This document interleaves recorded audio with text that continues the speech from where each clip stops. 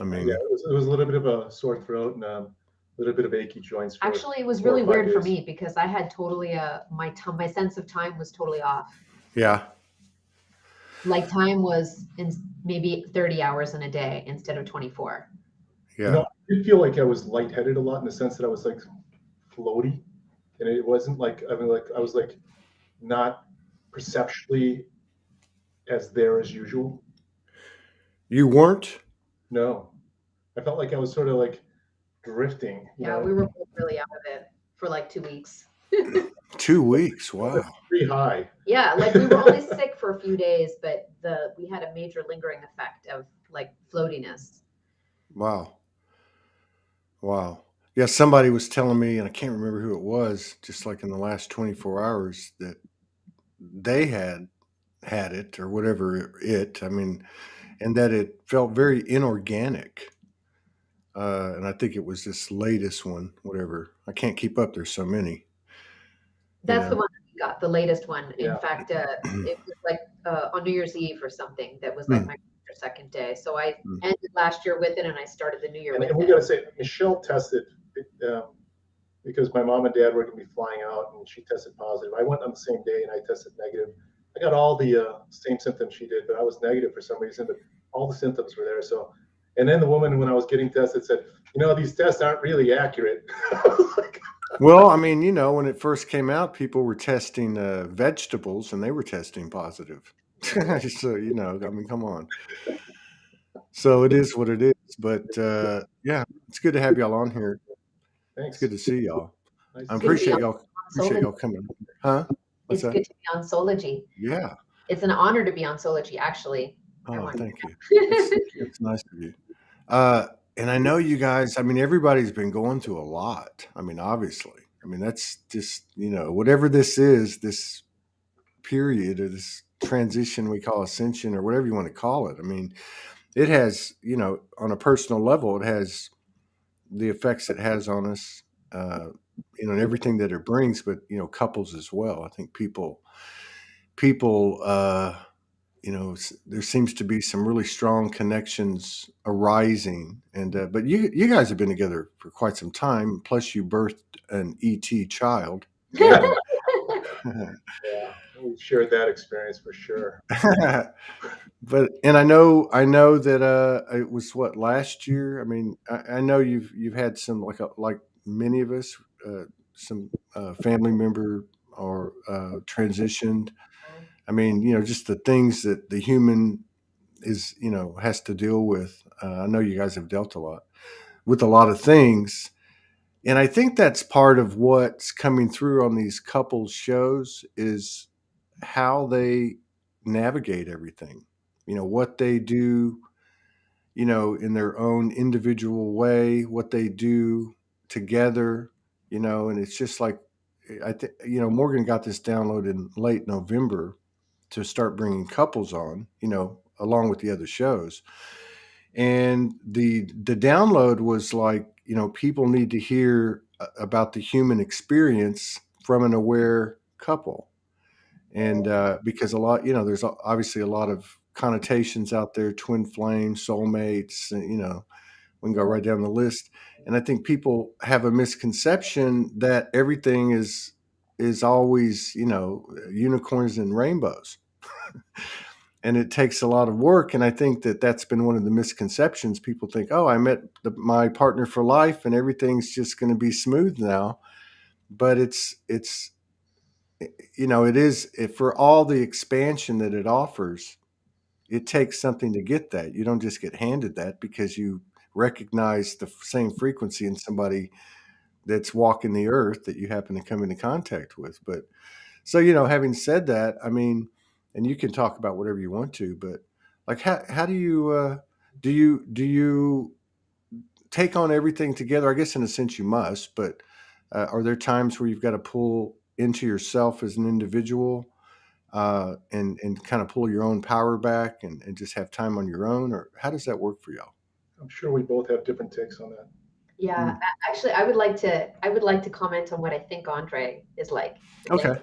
He never is missing on power. He never is short of being grounded. He's like a rock that is very consistent. And I am the opposite. I often have, I often will be like, retreating into my room and meditating and doing different things when I feel like my energy is just kind of really needing that recharge. And a lot of times I would say not a lot of times, but sometimes I'll go to him when I feel like, I would benefit from having some of his extra groundedness added to me, and he's really good at helping me with that. That's very nice. Thank you. I think I've heard this from a lot of, I should say, several people in regards to, I wish I had a partner that was on the same wavelength as me spiritually. And if that was the case, Michele and I probably wouldn't be together. So I'm not saying that in a bad way by any means, but I don't think you're ever going to find someone exactly on your wavelength. I think what you do is you find the positive aspects that actually complement you, and you find things that can be added to you by the partner you choose.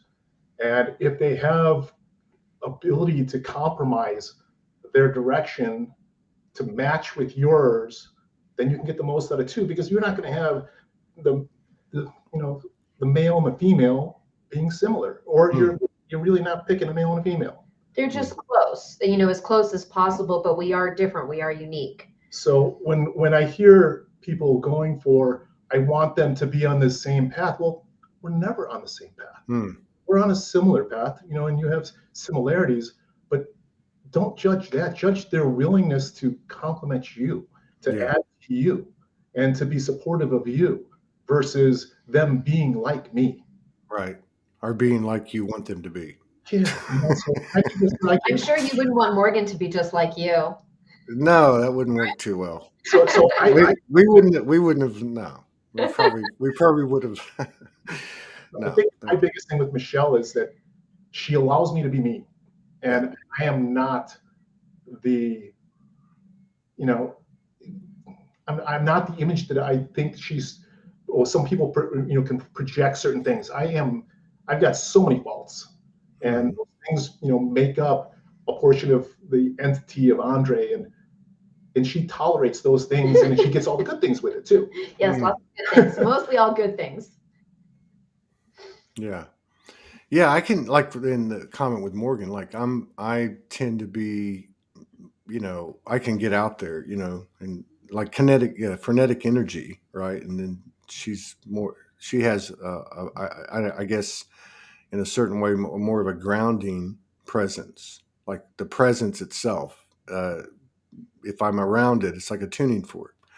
I had something happen a couple of days ago, and I got some news about where we live, and there was an ownership change, and anyway, it just came on me, and I kind of got off kilter for a minute, and my neighbor was the one telling me, and so I said, I got to go talk to my wife before I do anything, because I can't take any action until I get a little bit of that grounding. But I love how it is with us. Yeah. Mm-hmm. And but the opposite. I mean, I go to him for that. You're right.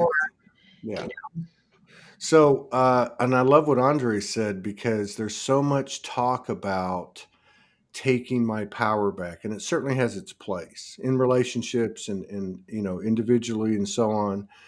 But he used the word compromise, and I think there's possibly a misconception because of the empowerment or the self-empowerment that's been occurring. The patterns of self-empowerment. Sometimes it's like a pendulum; you go a little too far to one side, right? But I don't think compromise is a bad word, and not to be confused with being disempowering. We had a couple on the other day who had a really great story. I think they've been together about 2 years, and the guy was really, aware of himself, and he said, I've had quite a few relationships, and he was talking about the difference, or, just because you have a great relationship and you have a great time and everything, does that mean you can live together?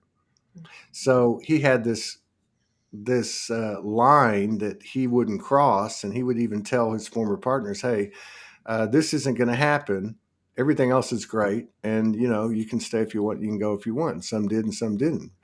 But anyway, what was the reason I brought it up is because when he met this lady, and it started to get to that point, he went and looked at his own lines in the sand and said, "Well, what I'm seeing in her is superseding my holding pattern that I've been in, and I'm going to go take a look about and look at these lines that I've drawn and maybe move some outwardly towards her." And so he was compromising based on the frequency of the person that he had come into contact with, and they're doing great now. That's But great. yeah, I thought And then both of those. the Yeah. add I want to throw in there too is we aren't the same people we were 20 years ago when we met each other. Yeah. And so when I say compromise, it could be evolve. You could say whatever it is Yes. to continue the journey in unison. We matched each other in a way that was comfortable for what we expected from them and what she expected from me. And out We of each even respect, had our awakening experience at different times. We were together, married, but it was about a month apart. And at first it was sort of conflictive. And then it became where we just met each other, and that was awesome. Mm. Do you do that consciously, or does it just kind of happen by some type of Ooh, comment on that. I think that because we love each other a lot, we really do, it makes it that we want to complement each other, or energetically. I think that energetically we want to complement each other. So because of that desire, we are willing to compromise where a compromise is needed. And we want to be with each other on this journey. Right. I think Right. that's exactly it. Yeah. Yeah, that's pretty much how we feel. She says we always return to love. Whether we say, "Hey, let's try to return to love," or it just a little time apart or a conversation or whatever. But yeah, I think that's a great way to put it. We want to spend our life together, and that's supersedes the things that can seemingly be obstacles between us, right? Yeah. So go ahead. I'm sorry. I said yes, I was agreeing with you. So, I think it's also because it's what 20 years, right? You said 20 years, um, and what you were saying about you're not the same person you were. Like, do you? I mean, do you like look at the other? Have there been times? Do you notice the change in the other? Do you notice the change in yourself? Do you talk about it with each other? Do you look at the other sometimes and go, "Wow, you know what?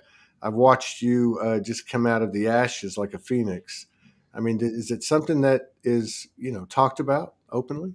Yeah, it Yeah, is definitely. we definitely talk about it. And I think that one of the things we've talked about is how much we appreciate how the other has grown over these years. We really appreciate the maturing process that we've witnessed in each other. You would think, it just seems like it gets easier. It just gets easier and easier. Mm. Mm. Life doesn't get easier and easier, but sort of understanding each other and recognizing or trying to keep on a similar enough wavelength gets easier and easier, perhaps. That's right. I mean, just to be able to have certain anticipations about, habit and natural tendencies that the other person has at the moment that we're in it. Like, what Michele's natural tendencies 10 years ago might have been different. And now I think with more of the compassion that we have for each other and the things that we've gone through together, that when we start thinking, what is she going to do? I already know. It just gets easier and easier to anticipate really positive results. So when you're imagining these positive things coming, more of it just keeps coming. Yeah.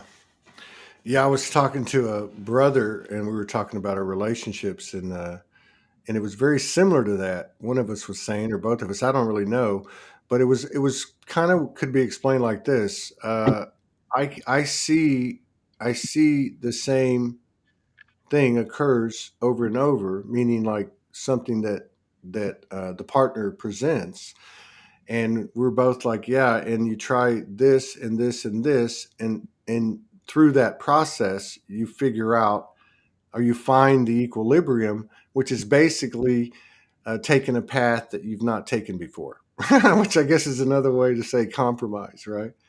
But we were just kind of laughing about it because it's so obvious. If we see something and we react the same way all the time, we're going to have what occurs is going to be the same every time, right? And until there's a move made, or a change, or an evolvement, nothing changes. I mean, this all sounds kind of like, oh, okay, well, I know that or whatever. But I mean, there's really something about the experience itself, I think, I guess, in ways that's the real teacher, wouldn't you say?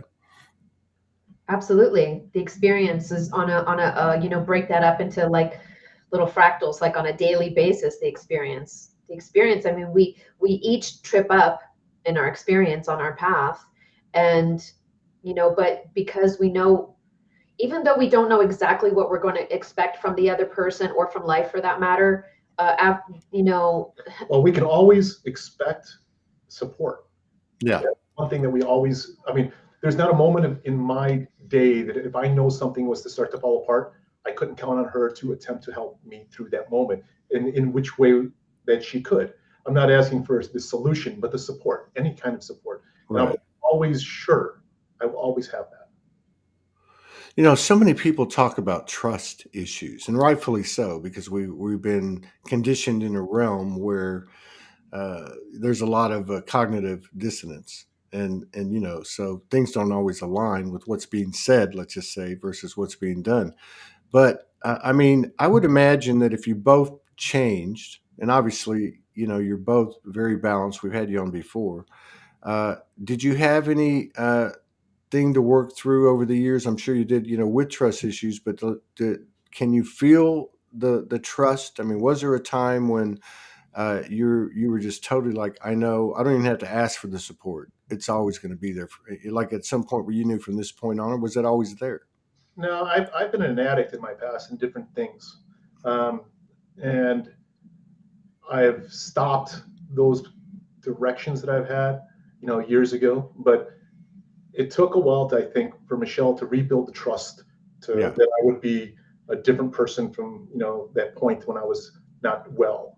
And so I really think that, yeah, that's that evolving of the person. And now there's a whole different me. And, I'm extremely honest with my children because those pitfalls that I went through, you really can't help anyone unless you're honest with yourself and talk about the things that led you to similar, patterns. So when I see similar things in habitual patterns with my kids, I'm like, well, look, this is what I went through. This is what I did.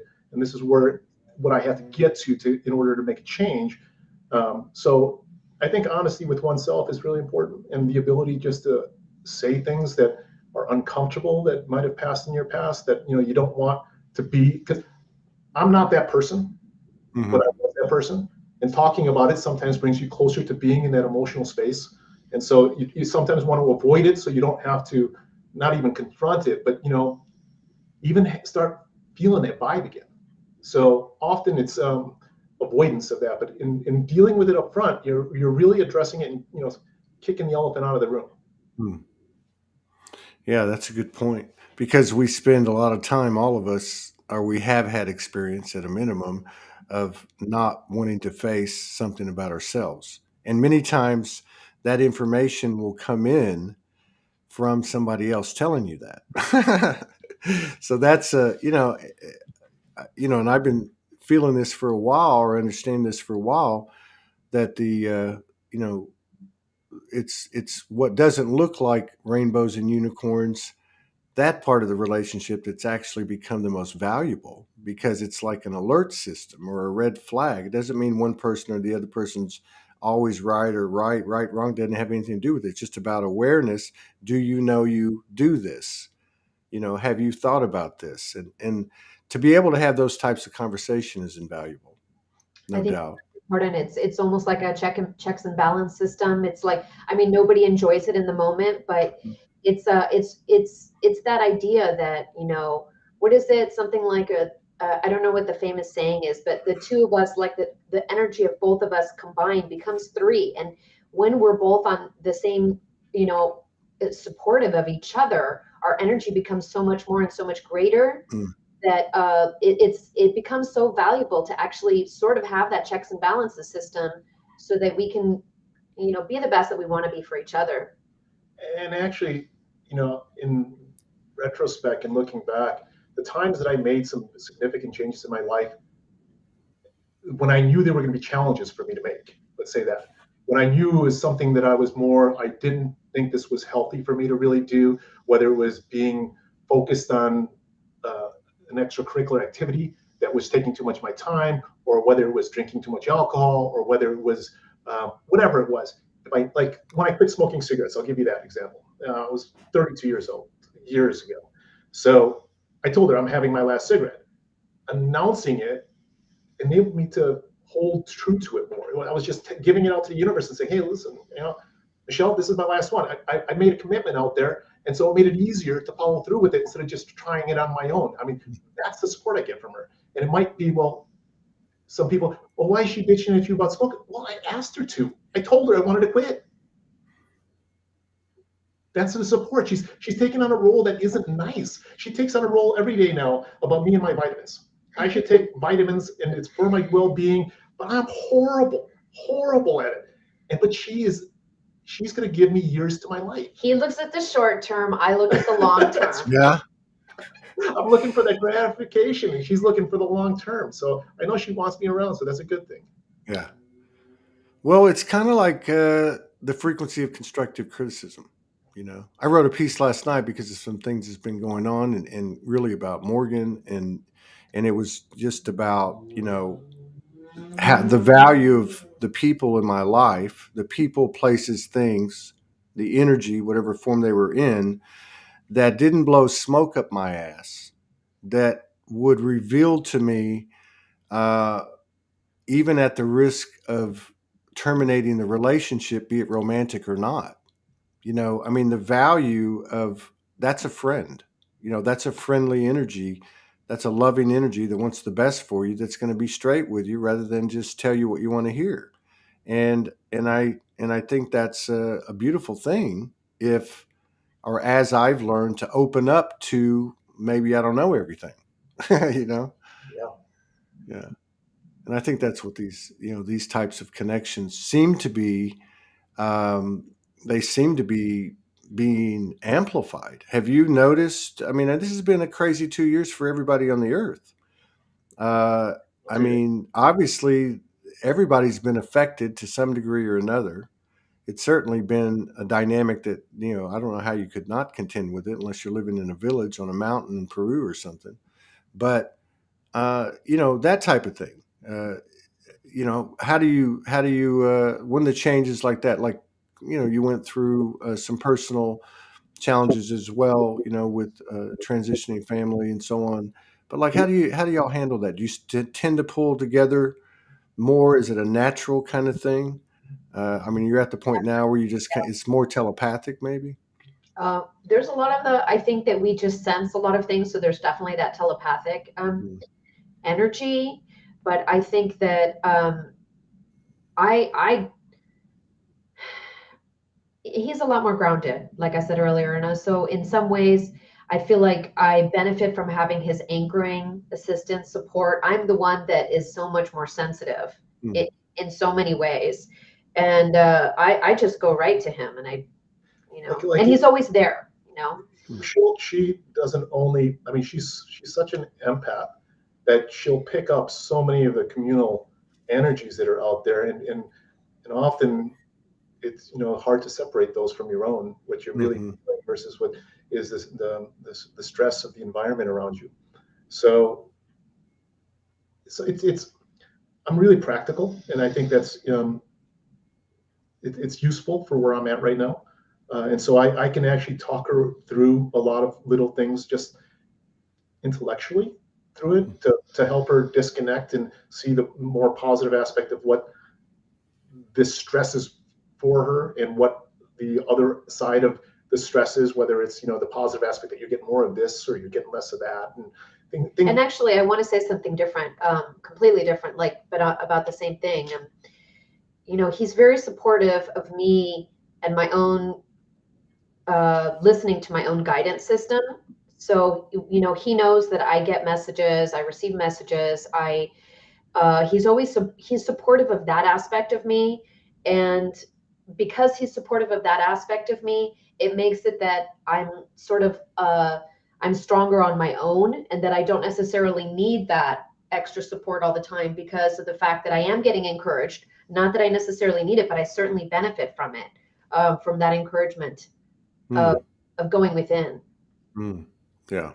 Yeah. At the end of the day, everybody's on their own. Even if you're sleeping next to somebody for 20 years.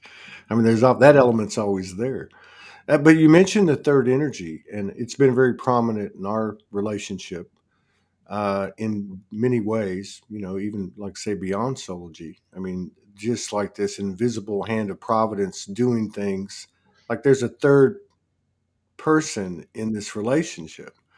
And then there's other manifestations of it, as in children, that type of thing. But yeah, the way you spoke of it, it seemed like, obviously you're conscious of it and aware of it. Do you work with the third energy at all? I mean, I know, Michele, you're more into the woo woo. I mean, do you look at the energy of the relationship or that third golden child energy? Is that to me? Either one of you, because I have a follow up to it. Okay, so I am. I don't follow a lot of metaphysical talk or lingo, and I say that though for about 15 years now I've been channeling, but I don't watch anything. He's completely uninfluenced by any outside source. And so except what he gets. Yeah, so we channel, Michele and I, and we but I don't watch any videos. I don't do any. You channel together? You like sit together, or you just both do it? Well, yes, I am with him when he's receiving, and when he's receiving, I'm recording the messages. Oh, wow. And then I also receive, but I usually do mine. Most of the time, I'm not with him. I'm more sort of in solitude when I'm doing that sort of thing. But a lot of times I am with him. Wow, that's really cool. And so, do you use these channelings? I mean, it's just for personal use only kind of thing. I mean, are these? No, in his case, it absolutely is personal. Yeah. He's not anywhere near as vocal about it as I am. Of course. Yeah. On a daily basis, I share my messages. There's less than a dozen people that have ever seen me channel. Yeah. Well, what I was getting at is because I've not actually ever run across this, and I think it's fantastic. And I'm sure if you're doing it, there's got to be other couples, other men, whatever, other people. But so actually the information that's coming in is applicable to your personal journey and even the journey that you share, which is quite fascinating. We sit together for a little bit of period of time. We ask the questions that are relevant to our life, and then Michele asks those questions when I go into trance. And on the flip side, when I'm receiving, the way it works with my guides, it isn't so much that I get messages to questions that I ask, but it's more so that I get whatever the messages that they want to share with me at the moment, which might have nothing to do with us. It might have to do with other things. Like the collective. Yeah. You're a cosmic weather vane like Morgan, especially with like what Andre was saying about the empathic part of it. I mean, obviously the both of you and many like you over these last few years have learned to decipher what's theirs and what's not, right? But that's something that comes in pretty handy for me, Andre. I don't know about you, but like if she starts feeling something, then I get on my toes. I do, and the thing with Michele though, she's got this like honesty radar thing going on pretty well, so I can't say anything. Because she's like, it doesn't feel right. So, I know, is it? Wait a minute, you're saying that just a little bit. Wait a minute. So she's like, well, what are you not telling me? I'm like, shit. Yeah, I can relate to that. And also the intuitive. Like I know I have intuition. Um, like everyone, I question myself and did you really know that or whatever the case is. But over these 7 years, going on 7 years, I've just noticed more and more and more the, I don't know if it's the quality or the type or the frequency or whatever of the feminine intuition. It's that this weird knowing. Like, I might see some all the stars align and go, oh, I got to go do this. We got to do this and we got to do that. And she'll say, that doesn't feel right. And it's a different language because if you're talking to a masculine, it's like, okay, that doesn't feel right. Let's do this. This is a better idea. It's not like that. This feminine intuition is all flowy and very unknown, but I'm really talking about mostly here it's the provability. I mean, it's just proves out. So for me, it's been, a kind of um, just falling in line with it and allowing that part of the relationship to kind of lead the way. You know where that played really a big part in our relationship is in our new experiences, things that we decided to try that we hadn't tried before, that we didn't have value to. Oh, should we do this or should we do this? Risk and reward type of stuff, and we're not sure. Michele's intuition led us to things that, with my inexperience in those things, would have made me more paralyzed because I'm a little bit of a. I need to know about it enough to be able to make a rational decision. Well, Right. Michele, we should try this because this is something that's like I mean, I don't want to sidetrack it from relationship, but like let's say cryptocurrency a few years ago, where I'm like, I don't have enough information. There is not any way that I want to do this. It seems riskier than hell. And she's like, you need to look into this and we need to figure it out. And we did well with it. Mm. So, and that would have been something that I would have had a really hard time crossing that boundary if it wasn't that Michele had good intuition about moving us in that direction and giving me the impetus to do more of the tech stuff that I do. Mm. Well, and another advantage and uniqueness you have with the third energy, and I can't speak to the whole family or nothing, but I know one child by the name of Gavin, who Aaron. I met when he was 18 years old at a conference that Morgan and I were keynote speaking at, and it was quite impressive. I love that kid. But talk about the manifestation of a third energy. I mean, I'm Yeah, looking at the two of you, and usually, like with my kids, my wives hate me for it, but they all look like me. So, but I'm looking at you two, and I got Gavin in my head going, it's like split right down the middle. It looks like. How do you read him? How do you read that? Garrett. Yeah. He's a challenge because he's really He's beyond either of us. yeah. I'm going to say that first. He's beyond either of us. I mean, Yeah. His comfort of accepting things that are not well understood, that he feels resonant to, is amazing to me. That he has this ability to interpret and feel comfortable with certain energies that are completely alien to most people, and then taking that to a place that becomes relevant for him. I don't know if I said that clearly. Well, yeah, no, I get it because I get it. Somehow between the words, I get frequency wise, Yeah. and probably because I know Garen a little bit. But I mean, yeah, uh, but still a projection or manifestation of your combined energy is this being that we're talking about, which to me is almost like a stabilizer. Like the center of the two of you. It's like a stabilizer, the middle road or something. We've had the fortune of fighting over him. Yeah. No, he's mine. No, he's mine. That So- happened once when he was little enough that we could hold. Michele, right? Michele was talking about, Andre, you being grounding and some of the things that you do uh, and are. What are your favorite things? What do you love most about Michele? Like, what is it that you admire?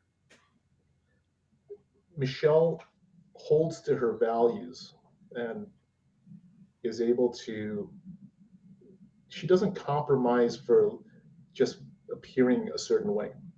And so when things are difficult, she can stand her ground and achieve things that most people compromise to get away from because it's just out of ease and convenience. Her in that ability, she's had expectations of our relationship that made me rise and compromise that were not. Um, if I would have had a weaker partner, I think I would have just walked over him, and Right. I would have been Andre, a lesser version. And so having a strong partner enabled me to make the right changes. Yeah. Because she saw the value of certain things about me that would be better in our relationship that would be better, and about her that she wanted to be better, that she was able to hold her ground with those things and not just say, you know what, it's going to be easier not to fight with you. No. And they just want you to be the best that you can be. Yeah. Yeah. And That's I think the other aspect that Michele brought out earlier, which I really feel strongly about, is I'm a moment guy, and Michele is way out there. She's planning for what the future is going to bring, and she brings a lot to the table with that. I think that's the equation, isn't it? The dreamer and the dream maker. Yeah. That's how it is with us. Truly a good dreamer. I don't even plan for the future. I just am thinking about the long term. I'm not planning anything though, Yeah. but I just think, the avatars have to last. Let's take good care of them. Mm. And other than what you said earlier, Michele, what is it about Andre that you admire the most? Well, in terms of our relationship, I really incredibly love and I'm appreciative for how supportive he is. Incredibly supportive. And I really love what he brings to the table in terms of it seems to be that he's pretty much good at everything. So we really complement. I'm going to throw one more thing in there too, because there's a lot of things that I really like about him. But when I say he's supportive, a lot of times I'll come up with ideas. A lot of times my guides will give me ideas of what we can do. For example, we both work with the same company, and I'll come up with an idea that I know will be beneficial for our company. And, a lot of times I have to kind of push a little bit to realize, to see, the benefit of it, but he's always willing to listen. He always listens in the long run. He'll always listen and be willing to make whatever change it is that my guide suggested for the benefit of our company. And that's really beneficial, because a lot of times people will, I'm imagine that many couples, like, they might shut each other out sometimes. And so I really appreciate that about him. Yeah, very cool. Have you had many like climatic moments or How many times? what's that? Every night? Is that what he said? What do you I mean? was kidding. I just had to No, say. I just wondered. I thought maybe it was twice. I thought maybe it was twice a day. I didn't know. But no, but I mean, like seminal moments. I know. Again, you obviously had one or two occur in the last couple of years since I'd known you, but I mean, were like pivotal points where you really had to buckle down or just challenged your union that you were able to transform, that type of thing. Absolutely. And I'm even, like, right now thinking about one time where I was really mad at him for something, and I had the opportunity to just kind of slam him, pummel him. And, I mean, not physically, but I instead turned that opportunity into a transformation opportunity, because at that moment I decided to make myself vulnerable and to show him that I wasn't perfect either. And that was very transformational. Wow. Mm-hmm. And And it was nerve-wracking. You know, it was really nerve-wracking because I guess he obviously knows what you're talking about without even, yeah. Mhm. I could have kept, you know, my part to myself and made myself look great, you know, and made him look awful for the sake of gaining power. But I wasn't out for that. I was out for, So you showed you were in through this experience that led up to that point. It was in a situation where um, the cards were in your favor, let's just say, and Yeah, something had played out, and he was in a, let's say, a subordinate frequency or something. And so what you're saying is that you showed him your cards. You said, "Hey, yes, this is what's going on, but let me tell you where I'm coming from." yeah, Like I had doubts, I had guilt, or whatever it was that he didn't know was in your yeah. yeah. And we've had I wouldn't say lots, but we've definitely had, you know, situations like that occur where we could have decided to walk away, but thankfully, you know, the love that's between us is strong enough where we would rather be on this journey together. Yeah, yeah, and that's yeah, where, from what I said earlier, it's gotten easier, and because I think we understand exactly our triggers, and we understand what our expectations are, and it's really it's pleasant. I got to a point where I just can't imagine not being in this situation. right. And so even the little things that you choose to do every day, whether, to be a little bit more selfish and spending more time fishing or something like that, I'm just more conscious. I'm less driven for that pleasure of the moment in regards to taking more time out to do my personal things, than figuring out what it's going to be like so we can have a really nice dinner together or Mm. a more pleasant time later on. And I think that's the joy in our relationship, is that instead of, oh my God, I've got to, it's like, this is what I want to. Right, right. It's a very natural kind of frequency too, isn't it? It is. Because yeah, that's why I was saying earlier about the telepathic part of it, because and like what you were saying, Meg, it just gets better and better and better. Life still happens, like Michele was saying, but there's something about, like in my journey I can speak of with Morgan, where like even very recently how so much is understood with so little said. Like it's just like this new, and everything kind of goes with that, like trust, just the love. I mean, the enhancement of the experience itself, because like, kind of like what Andre's saying, you're noticing everything. And then the naturalness of connecting, not because you have to, but because this is what you want to do. This is what you do. My mother-in-law's put a description a few months ago, and she called us bien pegado, which is like well stuck together. We're Which is together. which is oh, well stuck together. Okay, I got you. Yeah, yeah, yeah. So it's like, even like in our situation, like being on the other side of the world, uh, it still doesn't make any difference to me. Like I had this realization, not because I didn't feel it, but I never thought about it, and I was thinking I wouldn't change anything other than let's be together, which will happen. But I was thinking, hell, if I could be in this kind of contact with her, and she was 7 universes over, this is still where I'd be, like this. If this is what this is uh, the best connection or bandwidth or frequency we could meet on, through a visual of a camera. So, like, what do you? I know that Michele sees the big picture, and I know she doesn't plan anything, but where do you see yourself in 10 years? The two of you. 10 years. That's a long time, isn't it? We're so conscious of our surroundings in regards to family. We have a lot of connections that are older, and I don't want to call them responsibilities, but my parents are around. They're older. Michele's mom's still here. She's older. As we see the vulnerabilities of them, we make a lot of plans to be available during this time for them. Wow. So right now, personally, my plans are, what are we going to structure ourselves to be supportive of that? Before, for the last 10 years was, how are we going to be supportive of our children? Now we're thinking more, how are we going to be supportive of our parents? And both of us have desires for it, and for each other's parents, and we're being supportive of the other person's parents too. So I think that's a large part of our life in the next 10 years.